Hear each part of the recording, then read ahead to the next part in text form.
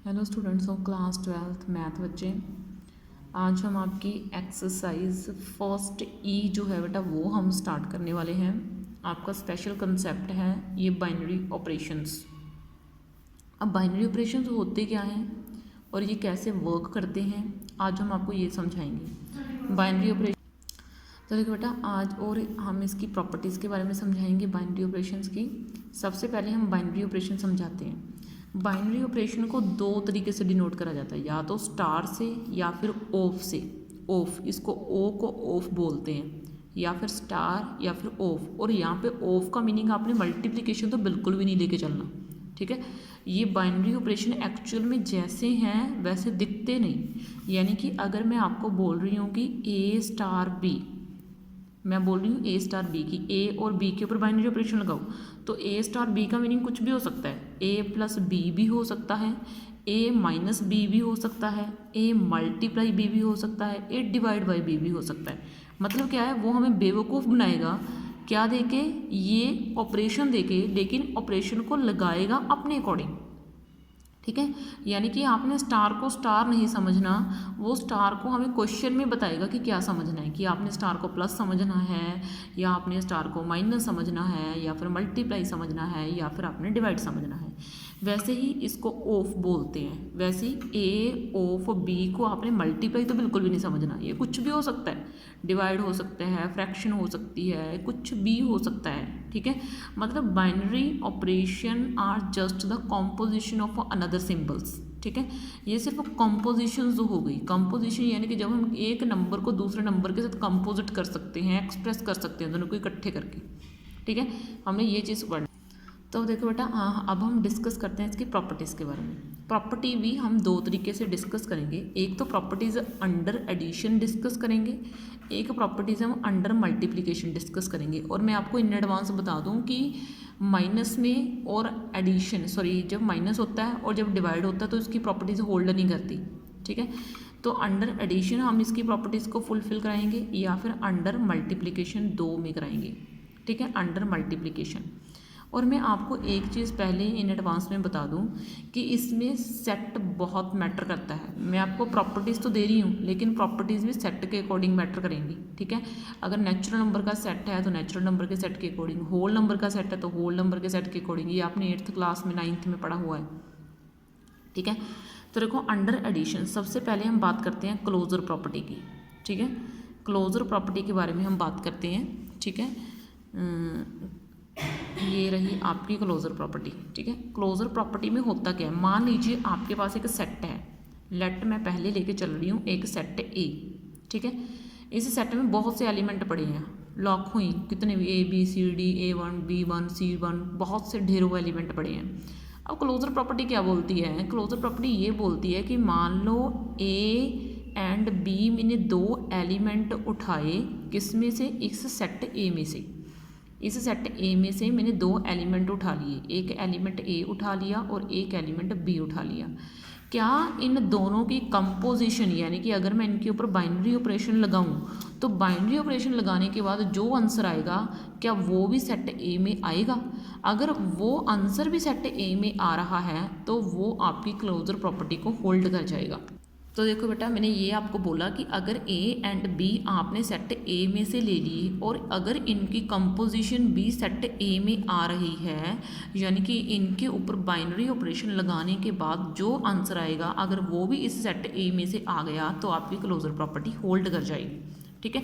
वैसे ही under multiplication क्या है, मल्टीप्लिकेशन में भी ऐसा ही है कि मान लीजिए आपके पास कोई सेट है बी, यहाँ पे मैंने बी नाम का सेट ले लिया, उस बी नाम के सेट में भी ढेरों एलिमेंट पड़े हैं, ठीक है।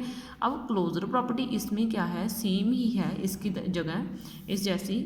यहाँ पे माइन ऑफ का मतलब प्लस है, यानी कि ए प्लस बी, अगर मैं आपको सीधा ओ की जगह पर प्लस ले लूँ कि ए प्लस बी ए में होना चाहिए। क्लोजर प्रॉपर्टी में अगर मैं लूँ तो बात सीधी सी ये है कि अगर मैं ए और बी सेट बी में से ले रही हूँ और इन दोनों की मल्टीप्लिकेशन जो है अगर वो भी सेट बी में आ रही है तो वो आपकी क्लोजर प्रॉपर्टी को होल्ड कर जाएगा, ठीक है। आगे देखो, आगे है नंबर 2 के ऊपर मैं कौन सा ले रही हूँ, आगे मैं ले रही हूँ कॉम्यूटेटिव, ठीक है, कॉम्यूटेटिव प्रॉपर्टी लेके चल रही हूँ मैं, कॉम्यूटेटिव प्रॉपर्टी, ठीक है। लेकिन ये डिपेंड करेगा कि आप सेट कौन सा लेके चल रहे हो, ठीक है, सेट के ऊपर बहुत डिपेंड करती है ये चीज़ें। और यहाँ पे नंबर 2 के ऊपर है आपकी कॉम्यूटेटिव प्रॉपर्टी, ठीक है, इधर वाली साइड मल्टीप्लिकेशन के अंडर। अब मैंने 2 एलिमेंट उठाए ए एंड बी, ये दोनों सेट ए में से आए हैं। अब इन दोनों एलिमेंट्स को चाहे आप सीधा जोड़ दो, चाहे आप उल्टा जोड़ दो, आंसर तो सेम ही आना है। चाहे 1 और 2 मैंने जैसे ले लिए, चाहे मैं 1 + 2 कर दूँ, चाहे 2 + 1 कर दूँ, आंसर तो 3 आना है ना भाई, ठीक है। तो कॉम्यूटेटिव प्रॉपर्टी होल्ड करती है एडिशन के अंडर, ठीक है। वैसे ही अगर मैं मल्टीप्लिकेशन के अंडर देखूँ कॉम्यूटेटिव प्रॉपर्टी, मान लीजिए मैंने 2 एलिमेंट A1 एंड B1 ले लिए सेट B में से, चाहे मैं A1 और B1 को सीधा मल्टीप्लाई करूँ, चाहे B1 को A1 से मल्टीप्लाई करूँ, आंसर तो सेम ही आना है। चाहे मैं 2 को 3 से मल्टीप्लाई कर दूँ तो भी 6 आएगा, चाहे मैं 3 को 2 से मल्टीप्लाई कर दूँ तो भी 6 आएगा भाई, ठीक है। तो ये आपकी क्या हो गई कॉम्यूटेटिव प्रॉपर्टी। ये प्रॉपर्टीज़ मैं आपको लर्न करवा रही हूँ, आपने ये छोटी क्लासेस में रीड करी हुई है, ठीक है। तो आपकी है थर्ड प्रॉपर्टी, ठीक है। थर्ड क्या है आपकी एसोसिएटिव प्रॉपर्टी, ठीक है। एसोसिएटिव प्रॉपर्टी है, ये आपने पढ़ी हुई है, ये भी छोटी क्लास में, ठीक है, इधर भी सेम है, ठीक है। तो एसोसिएटिव प्रॉपर्टी में मुझे कितने एलिमेंट चाहिए होते हैं, 3 एलिमेंट चाहिए होते हैं, ए बी एंड सी। मैंने 3 एलिमेंट ले लिए, किस में से, सेट ए में से ले लिए, ठीक है। इसमें से मैंने क्या ले लिए, 3 एलिमेंट जो हैं वो ले लिए, ठीक है, 3 एलिमेंट जो हैं वो ले लिए मैंने। अब देखो ए बी एंड सी तीनों मैंने सेट ए में से ले लिए, ठीक है। अब ये प्रॉपर्टी क्या बोलती है कि चाहे ए को बाद में ऐड कर देना, पहले बी और सी को ऐड कर देना, चाहे ए और बी को पहले ऐड कर देना और सी को बाद में ऐड कर देना, कोई फ़र्क नहीं पड़ता, ठीक है, आंसर तो सेम ही आना है, ठीक है। तो ये प्रॉपर्टी एसोसिएटिव प्रॉपर्टी होती है।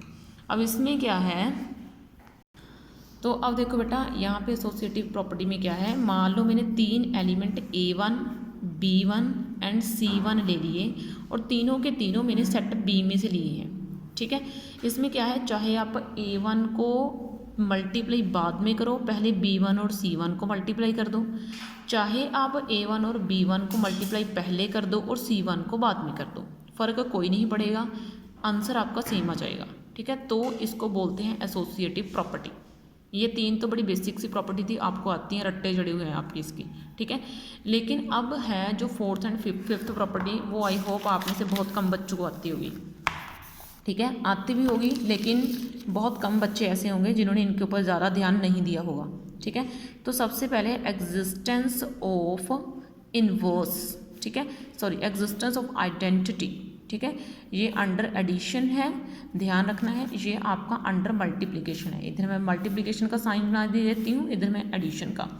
तो आइडेंटिटी की प्रॉपर्टी लगाएंगे हम, एग्जिस्टेंस ऑफ आइडेंटिटी, इधर भी क्या है, एग्जिस्टेंस ऑफ आइडेंटिटी।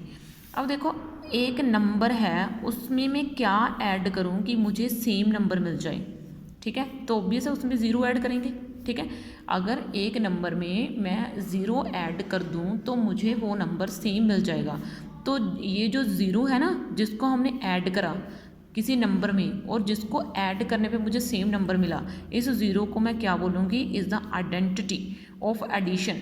ये एडिशन की आइडेंटिटी है, क्योंकि जब आप ऐड करते हो तभी आपको नंबर सेम मिलता है, जब आप माइनस करते हो नंबर सेम नहीं मिलता, हमेशा नहीं मिलता, ऑलवेज नहीं। अगर देखो 0 को मैं आगे रख दूँ, ए को मैं पीछे रख दूँ, तो मुझे -k मिलेंगी, तो मुझे ए थोड़ी ना मिले, समझ में आई बात। तो 0 is a identity of addition, ये एडिशन की आइडेंटिटी है कि जब भी आप किसी नंबर में 0 ऐड करते हो, चाहे आगे से ऐड करो चाहे पीछे से ऐड करो 0 को, नंबर आपका सेम रहेगा, ठीक है। चाहे a+0 कर दो तब भी a रहेगा, चाहे 0+a कर दो तब भी a रहेगा, लेकिन सब्ट्रैक्ट में नहीं होता। सब्ट्रैक्ट में अगर आप a-0 करोगे तो a मिलेगा, लेकिन अगर आप 0 -a करोगे तो आपको -a मिलेगा, तो वो गलत हो जाएगा। तो एग्जिस्टेंस ऑफ आइडेंटिटी इन कहाँ पे पढ़ते हैं हम, मल्टीप्लिकेशन में पढ़ते हैं। मल्टीप्लिकेशन में क्या है, मैं ऐसे कौन से नंबर से मल्टीप्लाई करूँ कि मुझे सेम नंबर मिल जाए, तो ऑब्वियस है 1 से मल्टीप्लाई करेंगे हम, ठीक है। तो 1 से मल्टीप्लाई करने के पर मुझे क्या मिलेगा, सेम नंबर मिलेगा। तो यानी कि 1 is the identity of multiplication, 1 is the क्या आ गई आपकी आइडेंटिटी ऑफ मल्टीप्लिकेशन, ठीक है। तो ये क्या है, मल्टीप्लिकेशन की आइडेंटिटी है, ठीक है। ठीक है। वैसे ही है क्या नंबर 5, नंबर 5 के ऊपर आपकी कौन सी आ गई, एग्जिस्टेंस ऑफ इनवर्स, ठीक है, एग्जिस्टेंस ऑफ इनवर्स, ठीक है, एग्जिस्टेंस ऑफ इनवर्स। इनवर्स क्या क्या है कि मैं ए में क्या ऐड करूं कि जहाँ पे आइडेंटिटी बन जाए, एडिशन की आइडेंटिटी बन जाए। एडिशन की आइडेंटिटी बनानी होती है यहाँ पे, आधे बच्चे रट्टा लगा लेते हैं कि ए में मैं क्या ऐड करूँ कि मेरा 0 बन जाए। ऐसा नहीं, यहाँ पे आइडेंटिटी बन जाए और फॉर्चुनेटली इसकी आइडेंटिटी 0 होती है, इसलिए बच्चे बोल देते हैं कि यहाँ पे 0 बन जाए। तो ए में मैं क्या ऐड करूँ कि यहाँ पे एडिशन की आइडेंटिटी यानी कि 0 बन जाए। तो ऑब्वियस है ए में आप माइनस ए ऐड करोगे, ठीक है, a plus minus a is equal to 0, ठीक है। तो ये माइनस ए क्या हो गया, माइनस ए यानी कि जिस नंबर को ऐड करने के पर आपको आइडेंटिटी मिली वो नंबर क्या है, वो माइनस ए है। तो वो माइनस ए इज़ द क्या हो गया, इनवर्स हो गया किसका, ए का, क्योंकि ए के अंदर मैंने माइनस ए को ऐड करा तो मुझे आइडेंटिटी मिली है। तो माइनस ए को मैं क्या बोलूँगी, इनवर्स बोलूँगी ऑफ किसका, ए का, ठीक है। इधर मैं बोल रही हूँ नंबर 5 के ऊपर, existence of inverse under multiplication. Existence of inverse under multiplication की बात कर रही हूँ कि मैं ए को किससे मल्टीप्लाई करूँ कि मुझे यहाँ पे मल्टीप्लिकेशन की आइडेंटिटी मिल जाए। और मल्टीप्लिकेशन की आइडेंटिटी कौन सी होती है, 1। तो मुझे यहाँ पे 1 मिलना चाहिए, तो मैं क्या मल्टीप्लाई करूँ, तो आप इसका रेसिप्रोकल लोगे, ए को मल्टीप्लाई कर दो 1 बाय ए के साथ, तो ए से ए कट हो जाएगा और आपको 1 मिल जाएगा, ठीक है। तो 1 बाय ए से आपने ए को मल्टीप्लाई करा है तो आपका आंसर 1 आया है। तो 1 बाय ए क्या हो गया, इज़ अ मल्टीप्लिकेटिव इनवर्स हो गया किसका, ए का। समझ में आपको बात। इसी तरीके से अगर हम बाइनरी ऑपरेशन की बात करें तो बाइनरी ऑपरेशन अगर एडिशन हुआ तो एडिशन की प्रॉपर्टीज़ को फुलफिल करेगा, अगर मल्टीप्लिकेशन में हुआ तो मल्टीप्लिकेशन की सारी प्रॉपर्टीज़ को फुलफिल करेगा, ठीक है। लेकिन अगर अंडर सब्ट्रैक्शन और अंडर डिवीज़न हुआ तो वो बहुत कम प्रॉपर्टीज़ को फुलफिल करेगा, ठीक है। इवन कि वो 1 से 2 प्रॉपर्टीज़ होगी जिनको फुलफिल करेगा, बाकी सब जो है प्रॉपर्टीज़ हमें रिजेक्ट करनी पड़ेगी, सब फेल हो जाएंगी प्रॉपर्टीज़, ठीक है। तो इस वीडियो में मैंने आपको मल्टीप्लिकेशन और एडिशन की आइडेंटिटीज़ जैसे बताई हैं वैसे ही बाइनरी ऑपरेशन इनके ऊपर वर्क करता है, ठीक है। नेक्स्ट वीडियो में बाइनरी ऑपरेशन अप्लाई कैसे होता है वो समझाऊंगी बेटा मैं आपको। ओके, थैंक यू बच्चे।